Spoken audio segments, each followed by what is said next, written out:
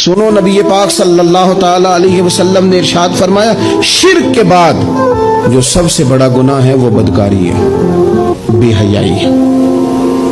और नबी पाक अलैहिस्सलाम ने फरमाया, कुछ औरतें ऐसी हैं जो लिबास पहन के भी नंगी हैं। फरमाया, ये वो औरतें हैं जिन्हें अल्लाह तबारक व तआला जन्नत की हवा भी अता नहीं करे, खुशबू तक नहीं मिले। इनको ये समझाएं।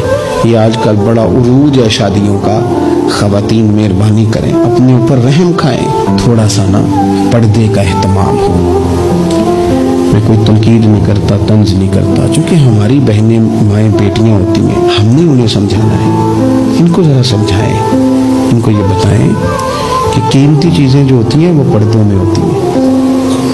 हमारे घर में 20 तोले सोना पड़ा हो तो हमने कभी नहीं बाहर निकल के बताया कि बड़ा है, क्योंकि कीमती है ना, तो पर्दे में रखा हुआ है, उसकी चाबी का भी हम ख्याल रखते हैं।